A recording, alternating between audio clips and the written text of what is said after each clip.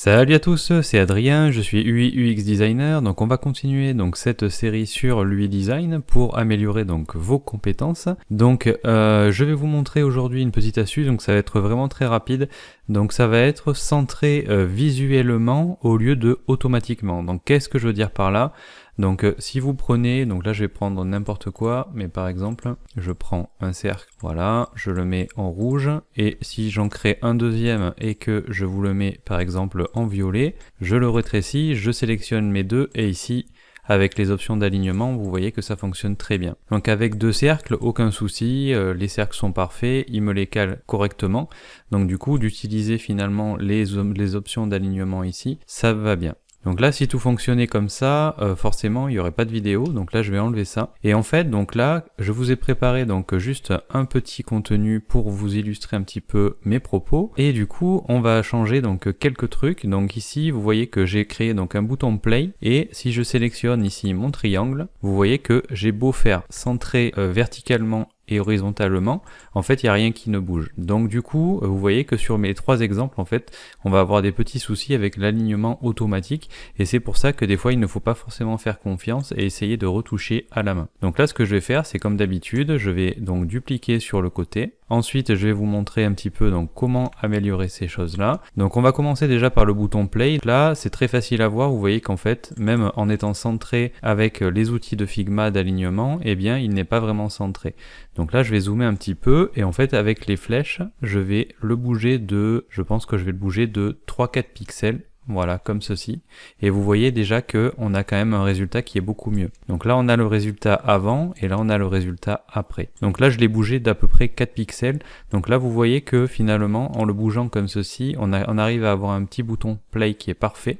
Alors que là, sur la gauche, on a un petit truc qui cloche. Donc c'est toujours du détail, mais il faut faire toujours attention. Ensuite, après, on a les boutons. Donc là, les boutons, c'est un petit peu la même chose. Donc à chaque fois qu'on veut centrer en fait du texte verticalement dans un bouton, on a ce petit souci là. Et en fait, si vous faites du CSS par exemple, je le dis assez souvent dans mes tutos, donc on joue un petit peu avec le padding pour essayer de corriger le tir.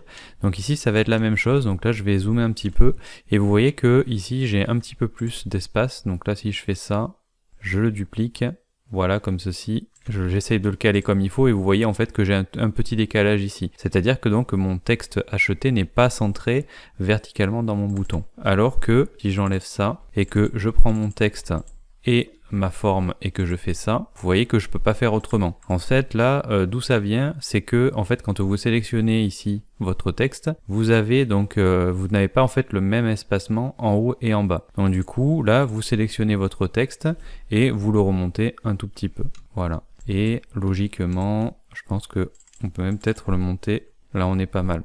Voilà, et là normalement il est centré visuellement. Donc là je l'ai monté de 2 pixels, et vous voyez que ça va déjà beaucoup mieux. Donc c'est pas grand chose, mais ça fait quand même toute la différence. Et en fait, le dernier exemple que je voulais vous montrer, c'est surtout sur du texte. Donc là moi j'ai choisi deux polices. En fait, on voit que même en sélectionnant les deux textes et en le ferrant à gauche, vous voyez que je peux pas faire mieux. Eh bien on n'a pas l'impression en fait que les deux sont collés. Donc avec le paragraphe avec le titre, donc là ce qu'il faudrait faire, c'est par exemple choisir le paragraphe et le pousser de 1 ou 2 pixels. Là c'est vraiment pas grand chose, j'ai pas choisi quelque chose de compliqué, mais ça peut être différent avec une police qui peut être serif par exemple, ou manuscrit. Quelquefois il va falloir vraiment retoucher, et j'aurais pu faire un exemple un petit peu plus compliqué. Mais du coup là vous voyez que visuellement ça va quand même mieux que tout à l'heure. Ici on avait vraiment juste un tout petit décalage. Donc là vous voyez que j'ai vraiment poussé finalement avec un padding en moins 1 pixel. Donc c'est à dire que j'ai rabattu finalement le paragraphe pour que ce soit vraiment bien aligné et que ce soit agréable à l'œil. Donc là je vais passer mon petit bouton sur OK, et on en a terminé avec cette petite astuce. Donc là j'espère que cette petite astuce vous aura plu. N'hésitez pas à aller voir le premier et le deuxième épisode si vous les avez pas encore vus, et dites-moi en commentaire si cette série vous plaît et si vous voulez voir encore d'autres épisodes sur la chaîne. Donc n'hésitez pas à mettre un petit pouce bleu, un commentaire, abonnez-vous à la chaîne, et je vous dis à très bientôt pour de nouveaux tutos.